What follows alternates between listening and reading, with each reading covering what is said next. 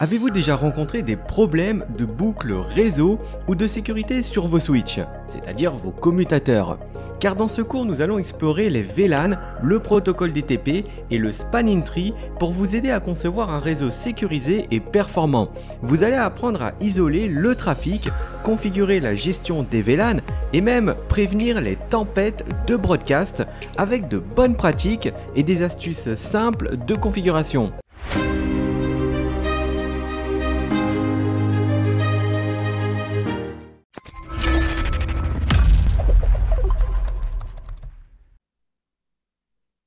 Les VLAN permettent de créer des limites afin d'isoler le trafic.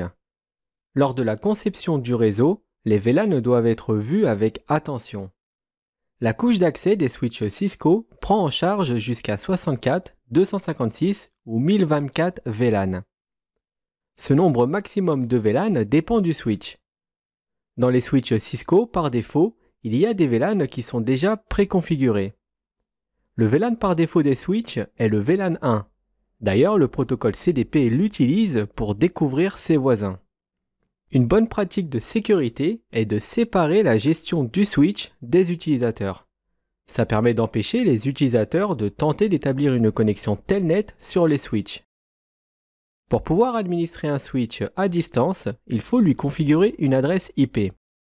Cette IP doit se trouver dans le VLAN de gestion, qui est le VLAN 1 par défaut.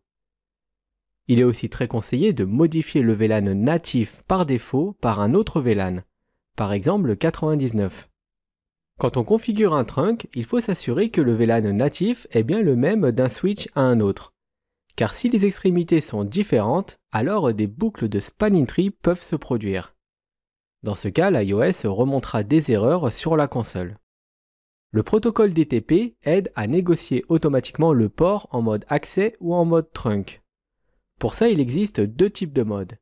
Il y a le mode dynamique auto, qui négociera le mode automatiquement avec une préférence pour le port d'accès.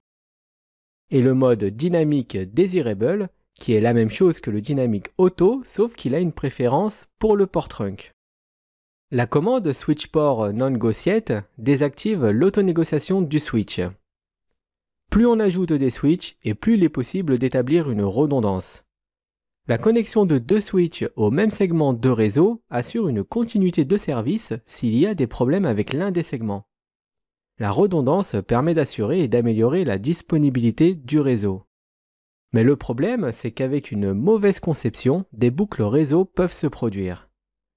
Dans un réseau commuté, c'est-à-dire où il y a plusieurs switches, les trames Ethernet doivent n'avoir qu'un seul chemin entre deux points.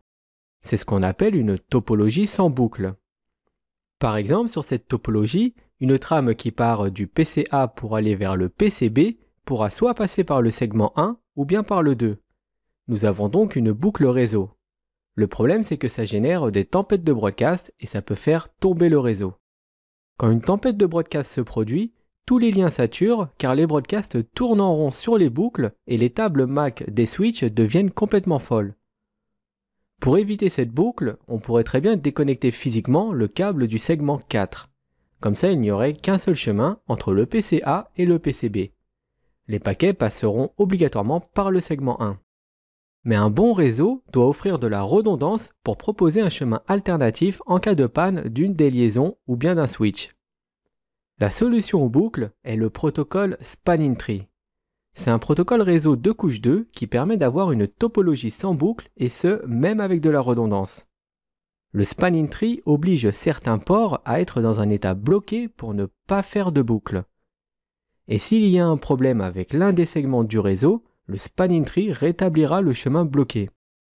Par exemple, si le segment 1 tombe, alors le spanning tree ouvrira automatiquement le segment 4 pour faire passer les trames. L'algorithme du spanning tree permet de garantir un seul chemin entre deux points réseau.